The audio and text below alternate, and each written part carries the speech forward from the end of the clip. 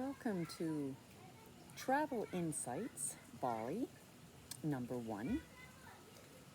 Free the role of the shopkeeper.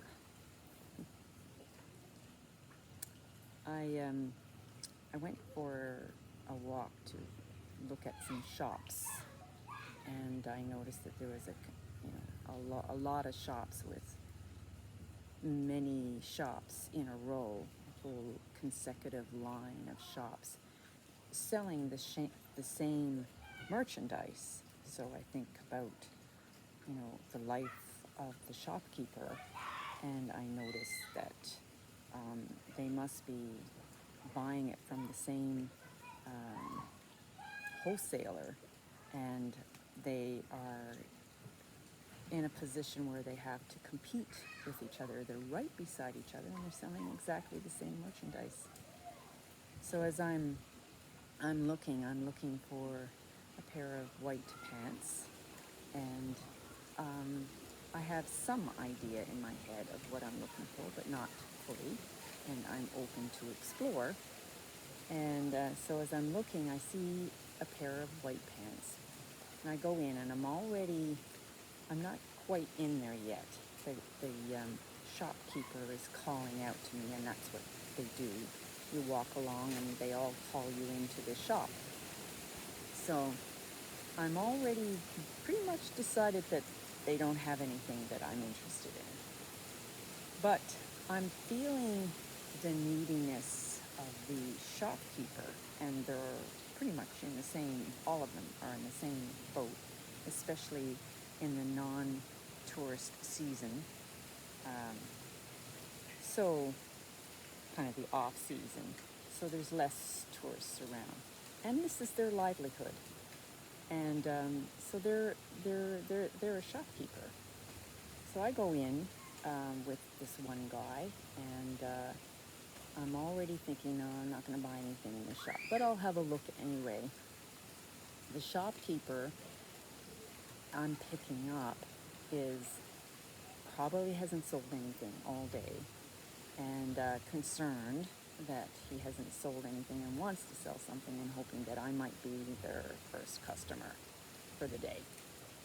And I'm also kind of feeling that I want to make people happy. So I have this condition that, well, maybe if I buy something, they'll be happy.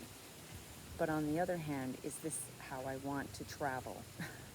And just because I feel their neediness, I have to buy something from them.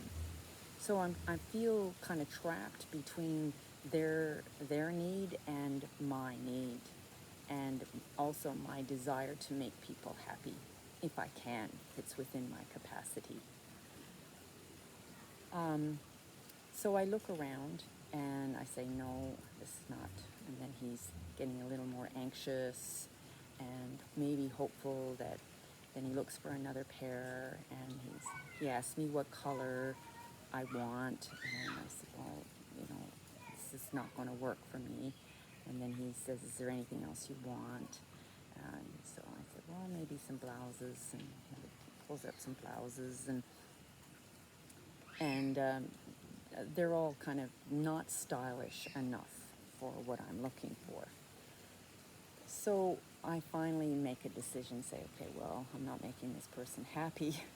I might as well leave. So first of all, I'm going in there for myself, but then I end up thinking that I got to make this person happy. And so I end up saying, sorry, this is not going to work. I'm going to go now. And so as soon as I walk away, I feel his letdown. He didn't succeed in selling something, and he's a shopkeeper, and he's supposed to sell something, and it's his livelihood, and it feels really sad. And I almost, when I was walking away, I felt like he was even angry that I didn't buy something. So it's a very odd situation. I go in there for myself, and then I'm feeling for this person. And then as I walk away, I contemplate, the life of the shopkeeper and the situation they're in. And there's a lot of shopkeepers in all over when I'm traveling, travel here, travel anywhere, and people decide to be shopkeepers. And, um, and it's a role, um, it's an identity, it's a livelihood. And I think about that we're all in that same situation where whatever role we take on for the sake of livelihood, there's this kind of neediness, like I'm not enough, I've got to succeed in my role, and I'm very dependent on external um, factors, conditions. You know, like I was that external condition that made his day or failed his day. And what a situation for me to feel. But I actually project the same thing in my role when I play roles. Say I'm a yoga teacher or a spiritual teacher, and I want people to come to my classes, and I want to, so it's a livelihood, and my success depends on if people come to my classes. So I've been sort of pondering that, like, is there a how do I, as playing a role, not get upset by the ups and downs of the external, and that I'm connected with myself, and believing in the higher good of all things, and feeling gratitude for everything that is in my life, and feeling gratitude for everything that can come into my life, and feeling the fullness and the expanded sense of potentiality. Whereas when we're stuck in a role, it's difficult because we're identified that these are the conditions, and I've accepted these conditions, say, of a shopkeeper, and so then I'm more limited. Um, I don't feel as expanded because that's all I can do. Whereas when I'm connected with my higher self, I'm not only a shopkeeper, I'm not only a teacher, a meditation, a yoga teacher. Um, I am infinite. I am the expanded being. And so it's really a matter of de-identifying from the role, and connecting with the potentiality of any role. I can pull away from one role and play another role, but who I am is that infinite potentiality. And in that we can play rather than feel trapped or limited.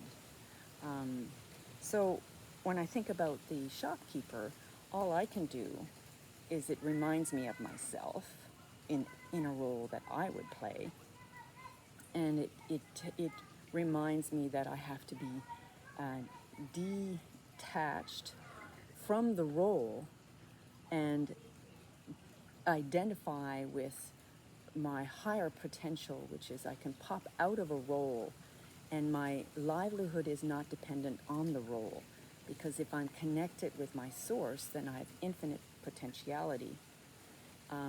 Then livelihood can come from anything, not just from my role.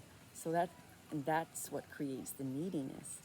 So when I'm de-identified, I'm not needy, and that's what was transmitted from the shopkeeper to me, is his neediness, and it drew out my desire to help him. But then when I walked away, I only made him angry, because now it showed up in his face that he was unsuccessful for his role that he played. So all I can do right now is offer the love and feel expanded, and offer a prayer or a connection that may all beings expand into a non-role, even though the body plays roles, but our identity is not the role. And when we expand our sense of self, then all potentiality is available for us. So I hope you enjoy today's travel insights with Miranda, and I'll see you in next travel insight. Bye.